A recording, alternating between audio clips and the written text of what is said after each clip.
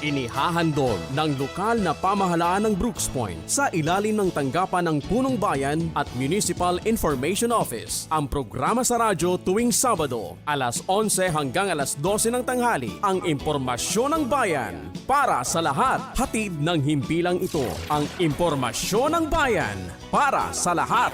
Impormasyon ng bayan para sa lahat. Magandang umaga, bayan ng Brooks Point, lalawigan ng Palawan at sa lahat ng ating mga tagapakinig sa ating programang Impormasyon ng Bayan para sa lahat. Ngayon po ay ika-17 araw ng Enero. Ako pa rin po ang inyong lingkod, Joshua Sariego, ang inyong makakasama sa isang oras na programang sumasa inyo tuwing araw ng Sabado. Sa ika-alas 11 ng umaga na sabay po nating napapakinggan sa 104.5 Radyo Natin FM at 89.5 Radyo Bandera Philippines. Ang programang ito ay binubuo ng Balitang Bayan, Talakayang Bayan at Serbisyong Bayan. Nahatid po sa atin ang lokal na pamahalaan ng bayan ng Brooks Point sa pangunguna ni Mayor Cesario R. Benedito Jr. Para po sa unang segment ng ating programa, mapapakinggan po natin ang napapanahong balitang hatid sa atin ng Mainit Elementary School o ng MES News Team. Mga balita sa loob ng bayan. Mga balitang dapat mong malaman. Balitang makatotohanan. Balita na ang direksyon ay pagunlad ng bayan. Balitang Bayan. Magandang araw ng Sabado. Ngayon po ay ika-10 araw ng Enyero taong 2026. Ako po si Daryl Shane Mary Gia Sandy. At ako naman po si Charles Raven Sama. Kami po ang maghahatid ng makabuluhang balitang bayan na aming nakalap sa bayan ng Brooks Point ngayong linggo. Narito ang ulo ng mga balita na ihahayag sa atin ng Mainit Elementary School o ng MES News Team. Mga balita sa loob ng bayan. Mga balitang dapat mong malaman. Balitang makatotohanan. Balita na ang direksyon ay pagunlad ng bayan. Balitang Bayan. Bagong halal na opisyal ng BPMGEA kilalanin. Cebu Scholars, inabisuhan ukol sa renewal at grant release. Mayor Benedito, pinangunahan ang Livelihood Assistance Program ng MCDO.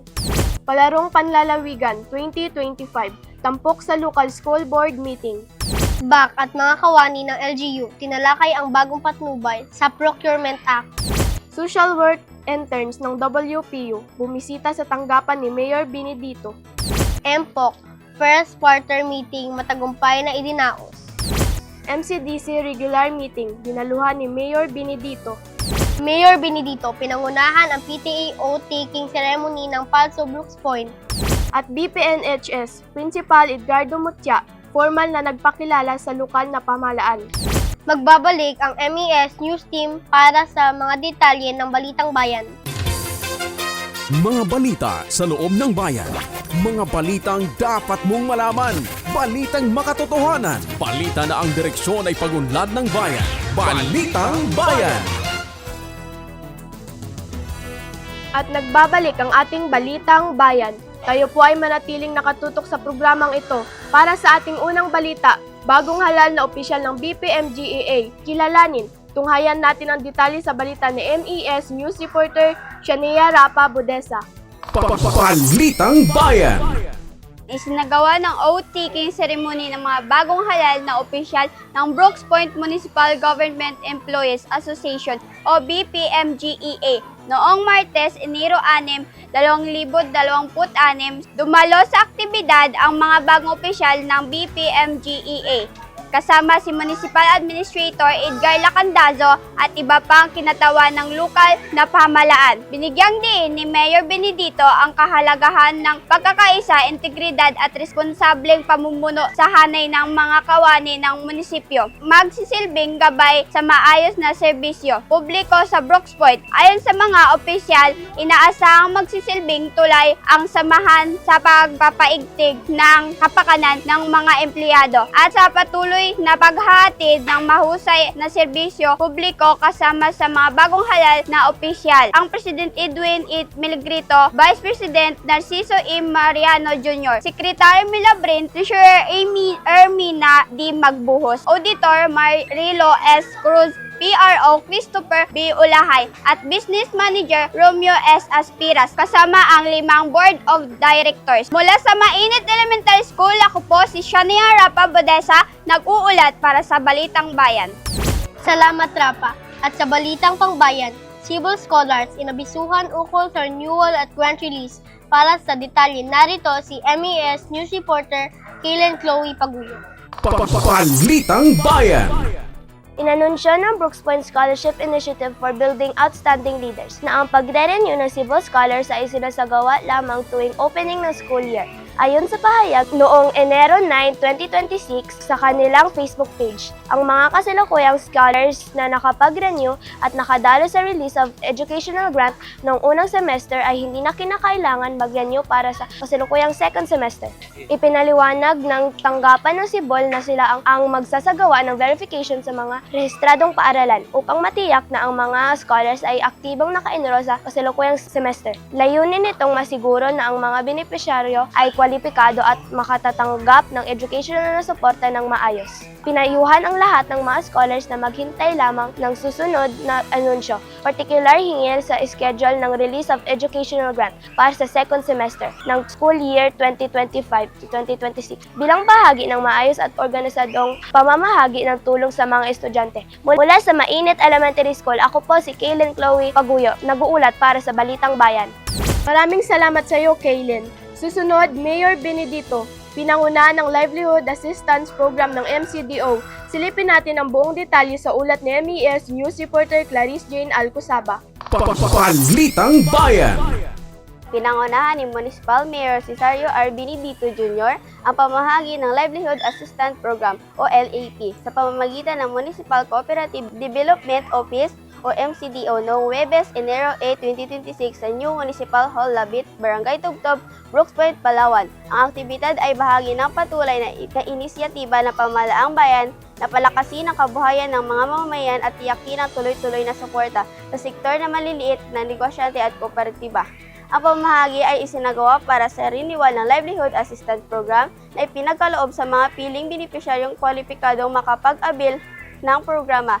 Layunin nitong tulungan ang mga benepisyaryo mapanatili at mapalawak ang kanilang mga kabuhayan bilang dagdag na kita at suporta sa pang-araw-araw na pangailangan, kasabay na pagsusulong ng mas matatag at tinabling lokal na ekonomiya. Dumalo rin sa aktibidad ang mga kawani ng MCDO at mga miyembro ng Sangguniang Bayan na sina Konsehal Stalwart Joseph Benedito, Konsehal Richard Balyan, Konsehal Nathan Sam Lacanilaw at tiga ng Barangay President Georgialine Joy Quachon. Ayon sa pamahalang munisipal, magpapatuloy ang papatupad ng mga programang pangkabuhayan bilang bahagi ng advokasya ni Mayor Benedito sa inklusibong kaunlaran at pagpapabuti ng kalidad ng buhay ng mga taga Brooks Point. Mula sa Mainit Elementary School, ako po si Clarice Jane Alcosaba, nag-uulat para sa Balitang Bayan. Salamat sa iyo, Clarice. Palarong Panlalawigan 2025, tampok sa Local School Board Meeting. Alamin natin ang buong detalye kay MES News Reporter Chloe Yvonne Piñaranda. Balitang Bayan. Isinagawa ang Local School Board Meeting noong Biyernes, Enero 9 sa New Municipal Lobby, Barangay Tubtob, Brooks Point, Palawan ang pinangunahan ni Municipal Mayor Cesario R. Benedito Jr. Layunin ng pulong na talakayin ang mga paghahanda ng lokal na pamahalaan kaugnay ng nalalapit na palarong panlalawigan bilang bahagi ng pagsuporta sa pagpapaunlad ng sports at talento ng kabataang atleta ng bayan. Dinalakay sa pagpupulong ang mga plano para sa pagsasanay ng mga atleta mula sa panahon ng training hanggang sa aktwal na kompetisyon na gaganapin sa February 9 to 13 sa Batarasa, Palawan, kasama rin sa mga napag-usapan ang mga kinakailangang suporta tulad ng akomodasyon, travel allowance, gastusin sa gasolina, pagkain at iba pang logistikal na pangangailangan upang matiyak ang maayos at organisadong paglahok ng delegasyon ng Brooks Point.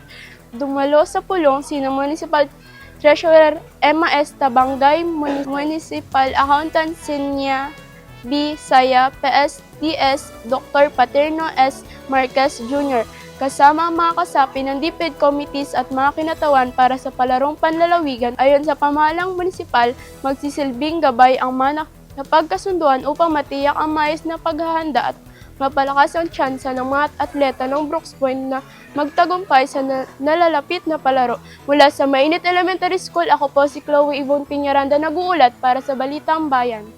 Maraming salamat, Chloe. Samantala, BAC at mga kawani ng LGU tinalakay ang bagong patnubay sa Procurement Act.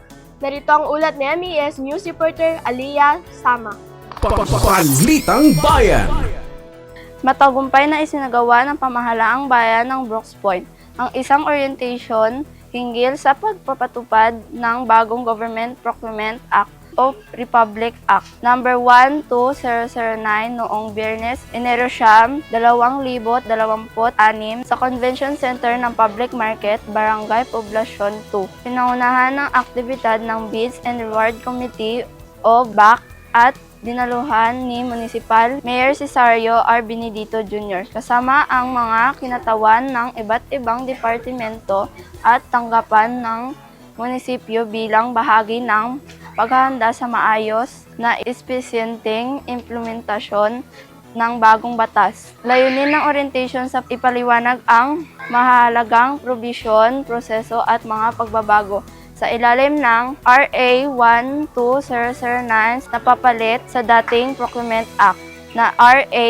9184. Binigyang diin sa talakayan ang mas pinahusay na mekanismo sa procurement upang matiyak ang transparency, accountability at mas mabilis na paghahatid ng proyekto at serbisyo ng pamahalaan. Alinsunod sa adhikain ng lokal na pamahalaan na mapabuti ang pamamahala at paggamit ng pundo ng bayan.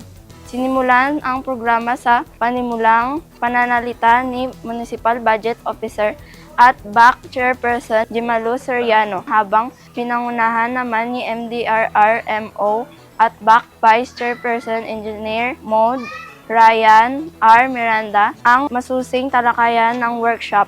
Ipinaliwanag na ang RA 12009 ay sasaklaw sa procurement ng good, infrastructure, project at consulting service ng pamahalaan, kabilang ang mga ahensya ng National Government, SUCs, GOCCs, GFIs at mga lokal na pamahalaan bilang hakbang tungo sa mas epektibo at responsableng pamumuno sa Brooks Point.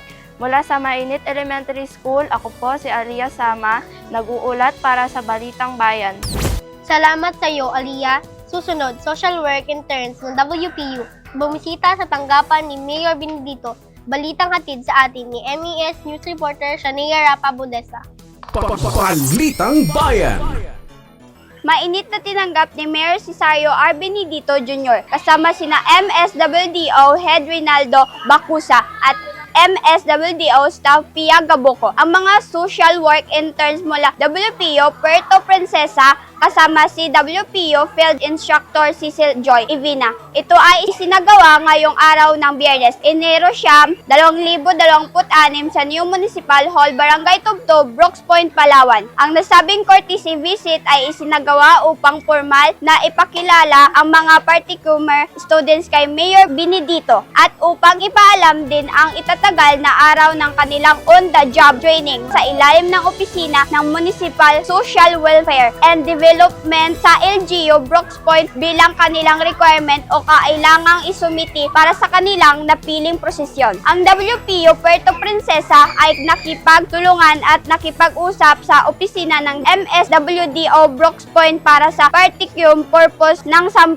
social work graduating students hanggang sa matapos nila ang nakalaan na oras para sa kanilang internship. Mula sa Mainit Elementary School, ako po si Shania Rapa Budesa, nag-uulat para sa Balitang Bayan. Maraming salamat sa iyo, Rapa. Samantala, MPOC First Quarter Meeting matagumpay na idinaos. Narito ang ulat sa atin ni MES News Reporter Kaylin Chloe Paguyo. Balitang Bayan. Matagumpay na isinagawa ng Municipal Peace and Order Council ang kauna-unahang pagpupulong para sa first quarter ng 2026 sa Conference Room, New Municipal Hall, Barangay Tubtob, Brooks Point, Palawan, Enero 7, 2026. Pinangunahan ang pagpupulong ni Mayor Sario R. Benedito Jr. Katuwang si Vice Mayor Attorney Mary Jane Feliciano, kasama ang mga heads at kinatawan ng konseho. Tinalakay ang pagpupulong ang mga mahalagang paksa kabilang ang Breakdown of Peace and Order Fund 2026, Breakdown of Public Safety Fund 2026, at ang pag-aproba sa Confidential Fund 2026 na nagkakahalaga ng 4,800,000 na nasa ilalim ng tanggapan ng punong bayan. Na napag-usapan din na ang mga resolution ukol sa regular na schedule ng pagkasanib na pagpupulong ng MPOC at MADAC at pagpapatibay ng Executive Order Number 73, 73A at 73B ng Serya 2025. Ayon sa MPOC, naging maayos at matagumpay ang unang pagpupulong ng taon kung saan naiparating ng bawat dumalong opisyales at kinatawan ang kanilang mga agenda na magsisilbing gabay sa pagpapatupad ng mga programang pangkapayapaan at kaayusan sa Brooks Point. Mula sa Mainit Elementary School, ako po si Kaylen Chloe Paguyo, nag-uulat para sa Balitang Bayan. Salamat sa iyo, Kaylen. MCDC regular meeting dinaluhan ni Mayor Benedito sa ulat ni MES News Reporter Chloe Yvonne Piñaranda. Balitang Bayan.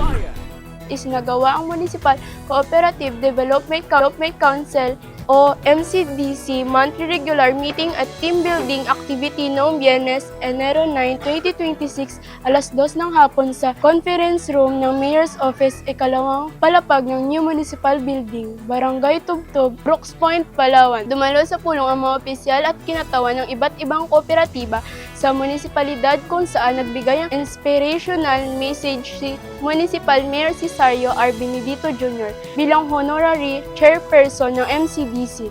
Pinangunahan ng pulong ni MCDC Chairperson Gina Q. Kimatna La Orquesa Farmers Agriculture Cooperative habang nagtala ng mga kaganapan si MCDC Secretary Edna B. Villanueva at nagbigay ng welcome message si MCDO Focal Person Marilu S. Cruz. Tinalakay sa pagpupulong ang regular na agenda kabilang ang roll call ng makaraang minutes at meeting proper kasabay ng mga team building activities gaya ng bingo, socials at exchange gift. Nagtapos ang programa sa closing remarks ni MCDC Vice Chairperson Shirley V. Valdistamon at pinangasiwaan ng host si Joenald S. Magallanes. Layunin ng aktibidad na higit pang patibayan ng kaugnayan, kooperasyon at sama ng mga kooperatiba sa Brooks Point para sa mas maayos na pagtutulungan at serbisyo sa komunidad. Mula sa Mainit Elementary School, ako po si Chloe Yvonne Piñaranda, nag-uulat para sa Balitang Bayan. Maraming salamat, Chloe. Samantala, Mayor Benedito pinangunahan ng PTA oath-taking ceremony ng Palsyo Brooks Point.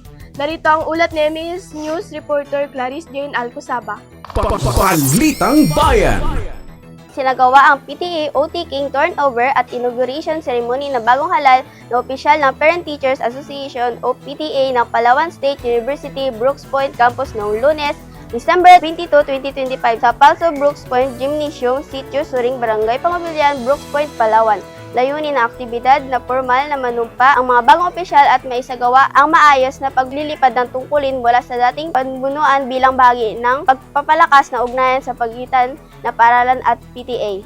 Sinimula ng programa sa panalangin at pambansang awit, sinundan ng welcome remarks ni Den Hanley Itahan ng Dilsor Cluster. Binasa ni outgoing PTA President Bonifacio Arrocel ang listahan ng mga bagong halal na opisyal bago pinangunahan ni Mayor Cesario R. Benedito Jr. ang panunumpa. Nagbigay naman ng acceptance message si bagong PTA President Arman T. Marinces Sr. kasabay ng turnover ng mga dokumento at responsibilidad. Sa ikalawang bahagi, isinagawa ang inauguration at blessing ceremony na kinakabilangan ng scripture reading, prayer of blessing, sprinkling of holy water at ribbon cutting na pinangunahan ni Den Taha at Mayor Benedito katuwang ang outgoing PTA officers. Nagtapos ang programa sa closing remarks ni outgoing PTA Vice President Jennifer Ili Chauco at isang punto opportunity bilang opisyal na pagsisimula na bagong pamunuan ng PTA. Mula sa Mainit Elementary School, ako po si Clarice Jane Alcosaba, nag-uulat para sa Balitang Bayan. Salamat sa iyo, Clarice. At BPNHS Principal Edgardo Mutya, formal na nagpakilala sa lokal na pamahalaan. Balitang hatid sa atin ni MES News Reporter Alia Sama. Balitang Bayan. Malugod na tinanggap ng pamahalaang bayan ng Brooks Point si Principal 3 Edgardo C. Mutya, bagong punong guro ng Brooks Point National High School sa lobby ng New Municipal Hall, Barangay Tubtob, Brooks Point, Palawan. Huwebes, Enero 8, 2026, aktibidad ay isinagawa bilang formal na courtesy call upang ipakilala ang bagong leader ng paaralan sa lokal na pamahalaan. Pinamunuan ni Municipal Administrator Edgar P. Lacandazo ang courtesy call bilang kahalili ni Mayor Cesario R. Benedito Jr. Katuwang ang mga guro mula sa Brooks Point National High School. Sa pagkakataong ito, ipinahayag ni Administrator Lacandazo ang buong suporta, pamahalaan na pamumuno ni Principal Mutya at sa mga nalalapit na proyekto sa programa ng paaralan. Ayon sa pamahalaang lokal, layunin na ang naturang pagtanggap na patatagin ang ugnayan ng Brooks Point National High School at pamahalaang bayan at masiguro ang maayos na implementasyon ng mga programa para sa ikauunlad ng paaralan at kabataan ng Brooks Point. Mula sa Mainit Elementary School, ako po si Alia Sama, nag-uulat para sa Balitang Bayan. Maraming salamat, Alia. Manatiling nakatutok sa pakikinig at panunood ng ating programang Impormasyon ng Bayan para sa lahat. Susunod na sa ating programang Talakayang Bayan. Ako po si Darlene Mary Gia Sandy. At ako naman po si Charles Draven B. Sama. Kami po muli ang Mainit Elementary School o ang MES News Reporters na naghatid ng Balitang Bayan. Mapagpalang araw sa lahat, Bayan ng Brooks Point! Mga balita sa loob ng bayan. Mga balitang dapat mong malaman. Balitang makatotohanan. Balita na ang direksyon ay pagunlad ng bayan. Balitang Bayan. Maraming salamat sa ating mga mahuhusay na tagapaghatid balita mula sa MES News Team. Maraming salamat din po sa kanilang head teacher kay Sir Sarabain Hatimon sa patuloy na pagsuporta sa mga estudyante ng Mainit Elementary School. Susunod na ang Talakayang Bayan kasama si Municipal Mayor Cesario R. Benedito Jr. upang ilahad ang mga kapanapanabik na plano at programa para sa taong 2026. Abangan po natin ito pagkalipas lamang po ng ilang paalala. Talakayang Bayan. Masusing pag-uusapan ang mga programa at proyekto ng bayan. Talakayang Bayan. Ilalahad ang mga plano at direktiba ng pamahalaan. Pag-aaralan ang bawat anggulo ng sitwasyon. Lilinawin ang bawat issue. Magbibigay ng matalino at makabuluhang talakayan. Talakayang Bayan. At nagbabalik ang ating programang Impormasyon ng Bayan para sa lahat. Nandito na po tayo sa ating ikalawang segment, ang Talakayang Bayan. Sobrang mapalad po ng Municipal Information Office sapagkat makakasama po natin walang iba kung hindi ang ating punong bayan ng Brooks Point. Sabay-sabay po nating i-welcome ang ating Mayor, Honorable Cesario R. Benedito Jr. Magandang umaga po, Mayor. So, magandang umaga, Diyos, no? At siyempre kay Sir Omar sa namumuno ng Municipal Information Office ay makasama. Magandang umaga. So yun po, maraming salamat po, Mayor, sa pagpapaunlak po ng interview kahit na alam naman po natin na napaka-busy po ninyo. So, naibigyan niyo po kami ng schedule para po malaman po natin yung mga plano, yung mga adikain po natin para sa taong 2026. But before that po, gusto ko pong kayong tanungin, kamusta po kayo, Mayor? Okay naman, medyo busy. Apo. Pero kahit paano ay talagang ginagampanan natin yung ating mga tungkulin. Yes po. So ayun po, kamusta naman po ang pagtatapos ng taong 2025 at pagsalubong po ninyo sa taong 2026? Siyempre, lahat ng mga pagsubok ay nalagpasan natin ng munisipyo dahil sa pagkakaisa, no? Pagtulungan natin, nalagpasan natin yan at sinalubong natin bagong taon na talagang dapat ay magiging may bagong pag-asa tayo, may bagong tayong buhay at lagi tayong manalig sa Panginoon. Yeah, thank you so much po. So yun po. Mayor, habang tinatahak po natin yung taong 2026, ano po ang pangkalahatang direksyon at pangunahing layunin ng inyong administrasyon para sa kaunlaran ng buong bayan ng Brooks Point? Una, pag sinabi nating direksyon, no? Ako, ang paniniwala ko, kailangan nandyan lagi ang paggabay ng Diyos. Kasi ang isang lugar, isang local government unit, kung walang gabay ang Panginoon Diyos, ay masasabi natin walang direksyon ito. At dahil nga dyan, ang ating direksyon dyan ay yung ating paglilingkod ay magiging matapat, malinis at mahusay at talagang mapapakinabangan ng ating mga kababayan. At isa pa, ito yung naumpisa na natin, no, yung sabi nga natin na kung gusto natin magkaroon ng isang komunidad na mayroong malasakit at pananampalataya na kung saan ay yung ating moral values formation ay nailunsad na at yung ating ito binubuo ng mga pastor ito at ako yung chairman nun. At sa ngayon, meron silang mga activities na umpisahan yung nagpapalaganap sila ng salita ng Diyos sa mga school, sa mga opisina, national offices.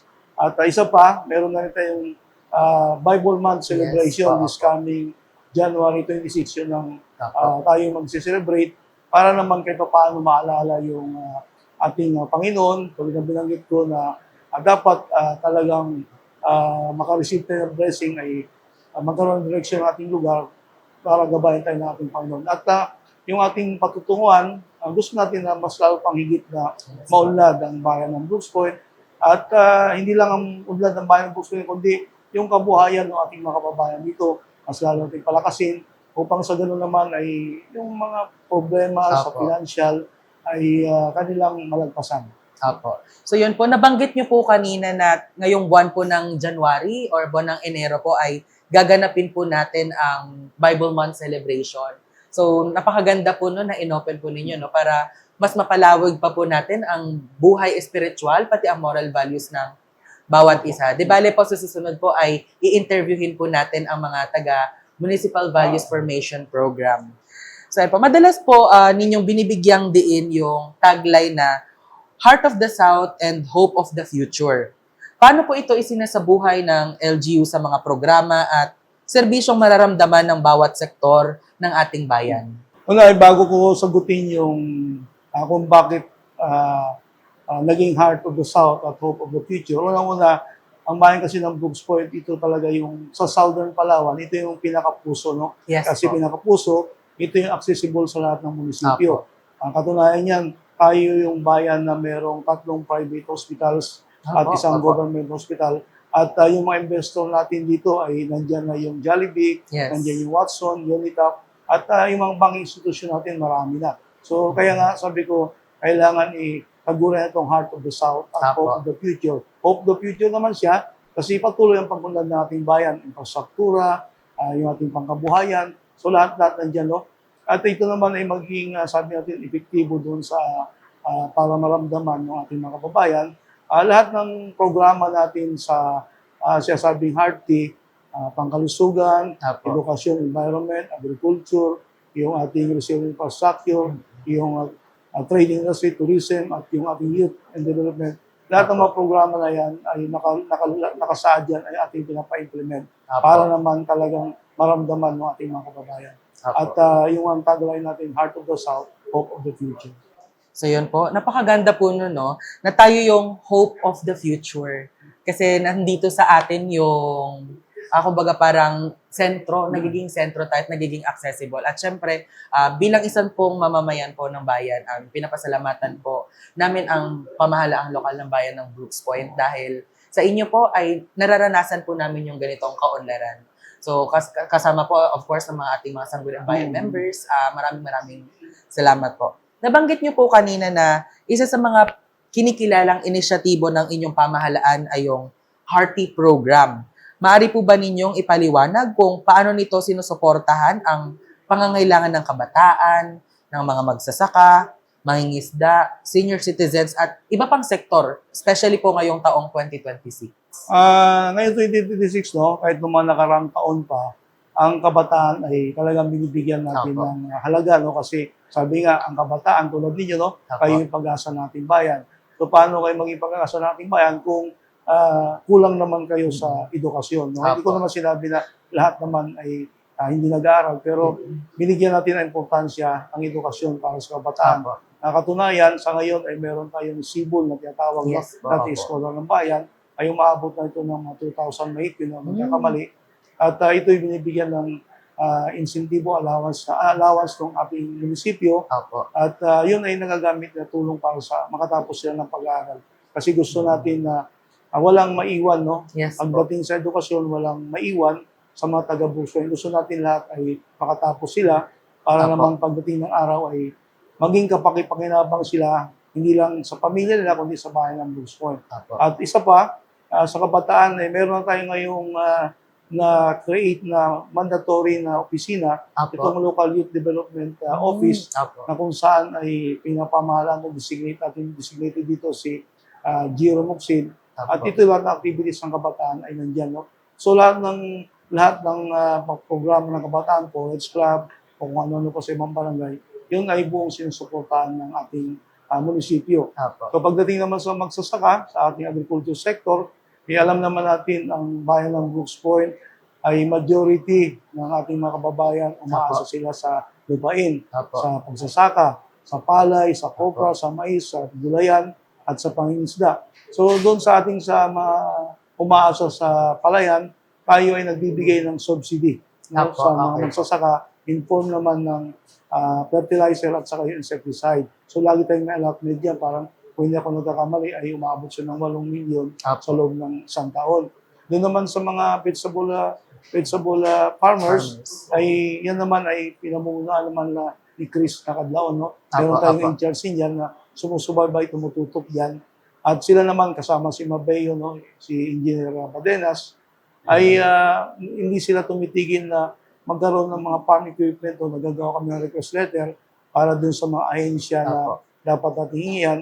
At ang katunayan niyan ay meron nang napagbigyan ng mga farm equipment para naman magamit nila sa kanilang pagsasaka. Apo. At kung inyong maobserbahan, meron tayong kadiwa, no? Sinuportahan Yes yun. po, Apo. So every Wednesday yun dito sa munisipyo, yun naman ay tulong dun sa mga magsasaka na direct na magsasaka Apo. sa gulayan na sila makapagbenta dyan, no? Sa munisipyo, sa lobby. Yun naman ang tulong ng kadiwa sa atin. Hindi walang trader dito kundi talagang direct farmer ng vegetable Yes, yung ngayon. So sa pangingisda ay ganoon din, no? Kung anong pangailangan na sa ngayon pinapaiting natin itong pagproteksyon sa ating daragatan na kung saan ay ito yung inaasahan ng ating mga kababayan na pagproteksyon ng karagatan upang yung isda naman ay hindi naman Apo. sabi natin kubunti. At tayo nakipagtulungan din doon sa RARE na program. No? Ito naman yung tinutulong sa atin dito para naman mapangalagaan talaga ng gusto ng ating karagatan. Pagdating sa iba't ibang sektor, sa mga senior citizen naman, yung kanilang pribileyo, tulad nung sinasabi natin na local pension, Apo. yan ay pinagkakaloob din ng munisipyo. Yung insentibo ng OSCA head, kasama na yung mga presidente ng bawat barangay ng senior citizen, at yung ibang mga pangailangan na katulad ng mga abandoned senior citizen, Apo. may mga program din dyan. At hindi lang yun, no? Yung iba't ibang celebration nila, katulad ng Elderly Week celebration, na kung saan lahat ng senior citizen ay aktibo sila, Apo. kasi yan din yung time na sila ay makapag din, no? Banding-banding. Banding-banding At least po. kahit paano yung problema nila, dapat pag senior citizen kasi dapat ay nag-enjoy na lang, Yes no? po, Apo. At meron din tayong programa yung pagbibigay ng pustiso. Wala Apo. sabi natin, konti pa lang nabigyan, pero kasi inunti-unti rin natin sila mabigyan na. So, ang senior citizen natin ngayon, meron na rin silang sariling building, sariling opisina. Thank you so much for that, Mayor. So maraming salamat po kasi sinisigurado po natin na ang lahat po ng sektor dito po sa ating bayan ay napagtutuunan po ng pansin.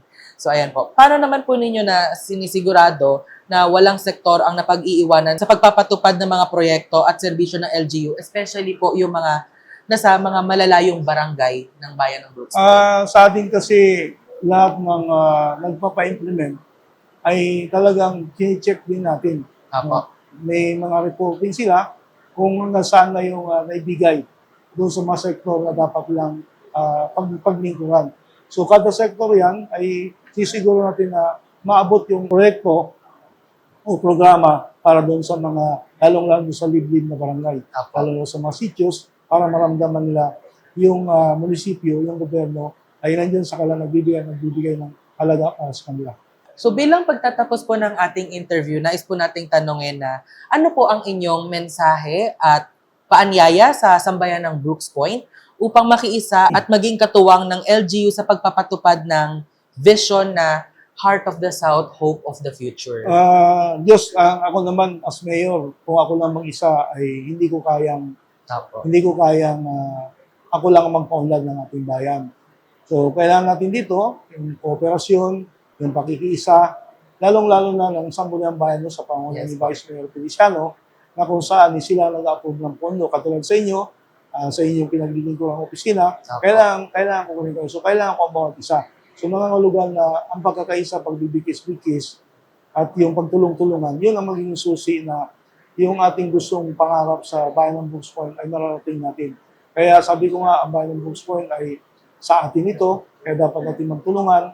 Kung ano man ang problema, ay pag-usapan natin Yes, kasi po. mahalaga yung two-way communication. Apo. Wag lang maging one way para naman masabi nila kung ano ba yung gusto nilang gawin. At ako naman ay open ako sa lahat ng suggestion, recommendation.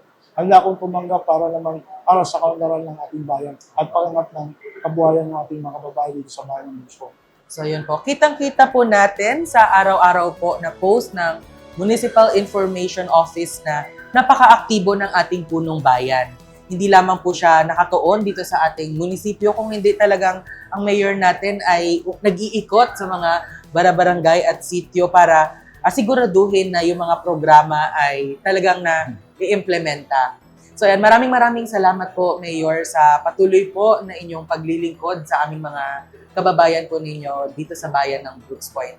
Nawa po, hindi rin po kayo magsawa po na suportahan po kami dito sa Municipal Information Office at nang sa gayon ay mas maipakita pa po natin, maiparating pa po natin ang ating tinig sa kababayan natin dito sa ating bayan. Baka may nais po kayong ibatiin or i-shout out. Greetings lang po sa ating radio. Nais kong batiin yung lahat ng mga head of office, no? At yung mga kawani ng pamahalaan ng Brooks Point, na kung saan kayo ang katuwang ko, yung Sangguniang Bayan members, kasama sa pangunan ni Vice Mayor Feliciano, patuloy po tayo magtulong-tulungan, no?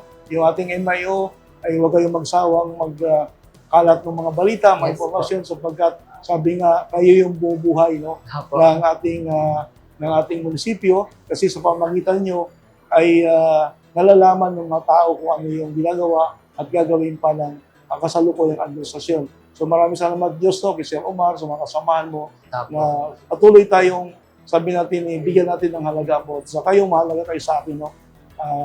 Sana ay kung ano man yung pagkukulang namin, kayo na lang bahala umulawa. Basta't sama-sama tayo, tulong-tulong po tayo. Maraming salamat po. So yan po. Once again, maraming salamat po sa ating butihing Mayor Honorable Cesario R. Benedito Jr. Thank you so much po once again, Mayor, sa pagpapa-unlock po ng aming interview. Susunod na po ang ating serbisyong bayan pagkatapos lamang po ng ilang paalala. Talakayang Bayan. Masusing pag-uusapan ang mga programa at proyekto ng bayan. Talakayang Bayan. Ilalahad ang mga plano at direktiba ng pamahalaan. Pag-aaralan ang bawat anggulo ng sitwasyon. Lilinawin ang bawat issue. Magbibigay ng matalino at makabuluhang talakayan. Talakayang Bayan. Serbisyong Bayan. Mga serbisyo, programa at proyektong bayan na dapat mong malaman at mapakinabangan. Serbisyong Bayan. Mga tulong ng pamahalaan, diretso sa mga mamamayan. Hatid ng pamahalaang lokal ng Brooks Point. Serbisyong Bayan. Malinis, mabilis at makadiyos na paglilingkod. Serbisyong Bayan. Narito na po ang ating serbisyong bayan na hatid po ng pamahalaang lokal ng bayan ng Brooks Point sa pangunguna ni Mayor Cesario R. Benedito Jr., Vice Mayor Attorney Mary Jean D. Feliciano at ng ating mga Sangguniang Bayan members. Una na po dyan, abiso para sa mga nais mag-apply para sa posisyon na Jail Officer 1 para sa taong 2026. Huling paalala para sa mga nais maglingkod sa bayan.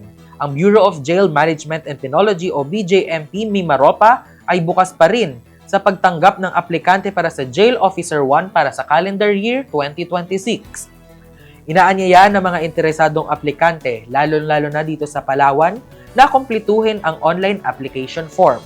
Tanging ang mga nakapagsumiti ng form lamang ang isasama sa initial assessment kung saan kailangan dalhin ang mga kompletong dokumento.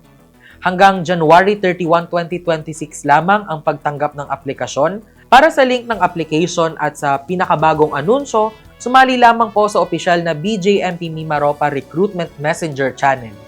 Muli, ito po ay huling tawag para sa BJMP Recruitment, kaya maging bahagi sa serbisyo, mag-apply na. Abiso para sa tamang impormasyon ukol sa cash allowance na handog ng DSWD. Kung may mensahe kang natanggap na nagsasabi na kasama ka sa listahan ng tatanggap ng tulong o kaya binabanggit na kilala o backer sa loob, nako, red flag yan. Paalala po ng DSWD, ang mga programa ng kagawaran ay hindi ipinapadaan sa private messages o personal accounts. At higit sa lahat, ang DSWD ay walang backer system at hindi pinahihintulutan ang paggamit ng kakilala o kamag-anak para mapabilis ang tulong. Kaya, huwag magpapadala sa mga pangakong mahikilala sa loob.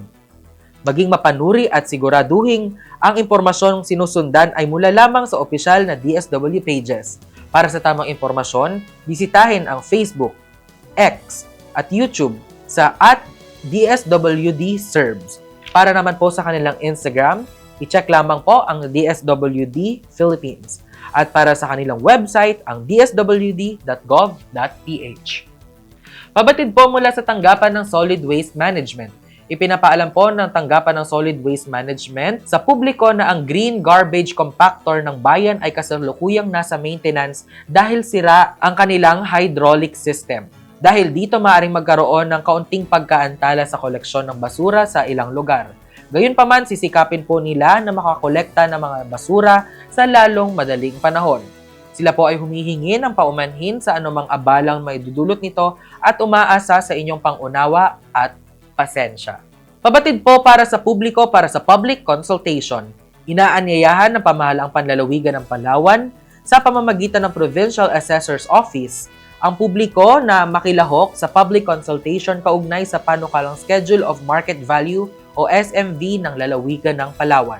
Ito po ay gaganapin sa araw ng January 20, 2026 sa ganap na ika-1:30 ng hapon. Ang nasabi pong konsultasyon ay gaganapin sa Barangay Poblacion District 2, Brooks Point, Palawan.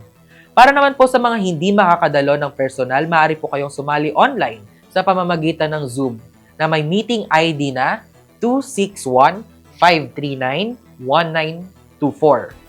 At may passcode na malalaking letra po, PSMV 2027. Inaanyayahan po ang lahat na makibahagi at magpahayag ng opinyon. Pabatid po sa lahat ng mga property owners sa Palawan. Isang mahalagang paalala para sa mga may-ari ng lupa, bahay at iba pang real property. Magbayad po ng real property tax sa tamang oras. Maaring magbayad po ng buo o quarterly. Magkakaroon po sila ng 10% discount sa mga maagang magbabayad para sa taong 2026 mula January 2 hanggang March 31. At 20% naman po para sa advance payment para sa taong 2027. Paalala rin po na may surcharge at interest ang mga late payment. Para sa tamang pagbabayad, magtungo lamang po sa Municipal Treasurer's Office ng ating munisipyo o di kaya sa Provincial Treasurer's Office. Para sa iba pang detalye, tayo po ay makipag-ugnayan lamang po sa ating lokal na pamahalaan ng bayan ng Brooks Point. Paalala lamang po ulit na magbayad ng maaga para makaiwas sa multa at dagdag na bayarin. Abiso din po para sa lahat ng mga nagmamahalan sa bayan ng Brooks Point. Inaanyayahan ng lokal na pamahalaan ng bayan ng Brooks Point ang mga magkasintahang handa ng gawing opisyal ang kanilang pag-iibigan sa Libreng Kasalang Bayan 2026. Ito po ay gaganapin ngayong buwan ng February 2026. Ang pagpapalista lamang po ay hanggang January 30, 2026 lamang po. Para magparehistro, magtungo lamang sa Municipal Civil Registrar's Office at magsumite ng mga kinakailangang dokumento. Para naman po sa mga nasa barangay, maaari ring magpasa sa pamamagitan ng mobile registration ayon sa schedule sa inyong lugar. Huwag palalampasin ang pagkakataong magsimula ng bagong yugto ng buhay. Kaya, magkita-kita po tayo para sa Kasalang Bayan 2026. Abiso lamang po sa lahat po ng mga mamayan na mag-ingat sa influenza. Isang paalala sa kalusugan para sa lahat ng Palawenyo. Ipinapaalala po ng Provincial Health Office ng Palawan ang patuloy na pag-iingat laban sa influenza o trangkaso, lalo na ngayong pabago-bago ang panahon. Kung kayo po ay may nararamdamang lagnat, ubo, sipon o pananakit ng katawan, ay agad na magpatingin sa pinakamalapit na health facility. Ang maagang pagkilos at tamang kaalaman ay mahalaga upang maiwasan ang komplikasyon at pagkalat ng sakit. Sama-sama po nating pangalagaan ang kalusugan ng bawat Palawenyo. Abiso po para sa nais pumasok sa Philippine Coast Guard Community. Inaanyayahan ang lahat ng handa maglingkod at gumawa ng pagbabago na sumali sa Philippine Coast Guard. Bukas po ang kanilang tanggapan sa mga aplikante para sa commissioned officer at enlisted personnel. Sila po ay tumatanggap ng aplikasyon mula January 20 hanggang February 20, 2026. Alamin ang mga qualification, requirements at opportunity para sa isang karera na may layunin, dangal at serbisyo sa bayan.